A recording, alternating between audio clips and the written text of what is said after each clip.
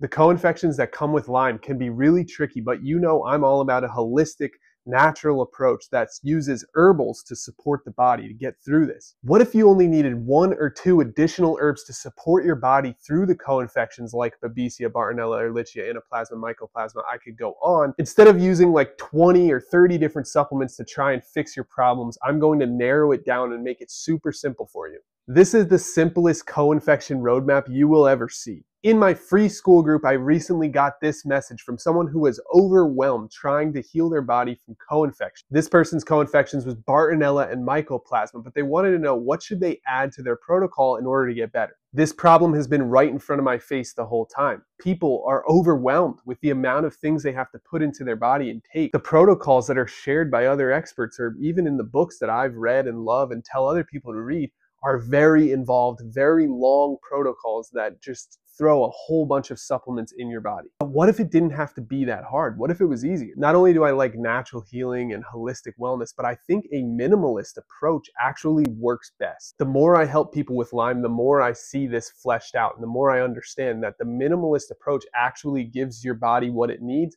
Instead of just throwing so much at it and trying to overload the system, it just doesn't work the same. We like to be targeted, minimalist, and highly potent so that we can be very, very effective with our treatment. That's exactly what we've created at LymeWars.com. Let's get right into it. First is the core LymeWars foundation that everybody uses, whether they have Lyme disease or co-infections or both. The first thing in the LymeWars Recovery Kit is Japanese Knotweed, which supports inflammation, nerves, joint pain, and circulation. Next is Andrographis. Andrographis supports the immune system's response to a microbial load. And number 3 is cat's claw. Cat's claw helps regulate immunity and supports long-term tissue recovery. These 3 give your body what I call the foundational stability layer. Lower inflammation, better immune balance, better vascular support, better detox capacity. This layer is essential before adding anything that's more targeted towards your specific co-infections. The goal with these is to give your body the overall holistic edge in the war against Lyme and co-infection. You can think of it like a healing tonic that pushes your body in the right direction without forcing it or without being super targeted towards any specific infection. It's perfect for people who don't know which infections they're dealing with in the first place. And if you do know which infections, it's just perfect as a core foundational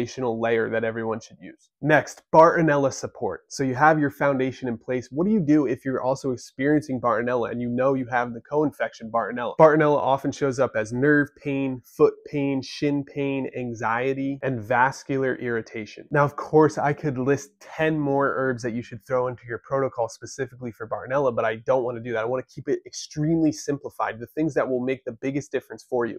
So I narrowed it down to 2 other herbs you could add to your kit. Number 1, Sida acuta. This supports red blood cells and microcirculation to help with all that pain that you're dealing with. Number 2, Hutuinia. This provides targeted microbial support for Bartonella type symptoms. And that's it. The LymeWars Recovery Kit Herbal Foundation plus the 2 herbs that I just mentioned are the perfect, potent, clean, and simple addition for Bartonella-like symptoms. Next, Babesia. Babesia tends to impact the red blood cells and oxygenation. Symptoms often include air hunger, night sweats, and deep fatigue. The simple 2-herb combination to add in for Babesia is number 1, Cryptolepis. Cryptolepis is traditionally used for protozoal support and red blood cell count stability. And number 2, Artemisia. Artemisia is often used in short bursts for additional support, specifically with Babesia microbes. When paired with the LymeWars Recovery Kit, these 2 herbs plus the other 3 are the only protocol that people need for Babesia. This makes it streamlined, clean, and simple so you don't overload your system. Number 3, Mycoplasma support. Mycoplasma is one of the most inflammatory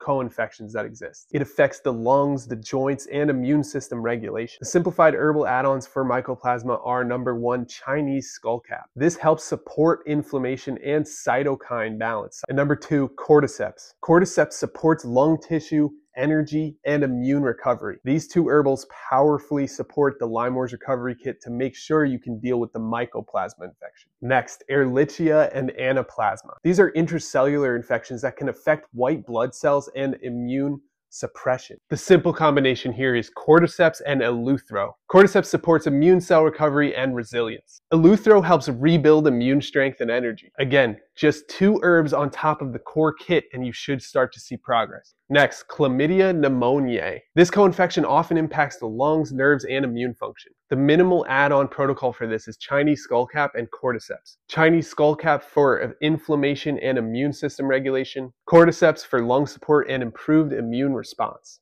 Very clean, very simple. The next one is EBV, or Epstein-Barr virus, or viral reactivation. It's pretty common that people will have EBV or catch some kind of virus while they're dealing with Lyme disease and co-infections. The immune system is just causing inflammation and it's not in a great place, and any sickness that comes towards you can end up having a big impact. EBV is Epstein-Barr virus, also known as mono. It's known as the kissing disease because it's easily transferred through saliva. Interestingly, I had EBV when I had Lyme disease as well. I don't talk about it very often, but it's true. Both EBV and viral reactivation are extremely common when it comes to Lyme disease. The simple 2-step herbal add-on for this is Isatis and cordyceps. Isatis is traditionally used for immune support during viral stress, and cordyceps supports immune balance and energy stability. So here's the beauty of this approach. You don't need 20 supplements.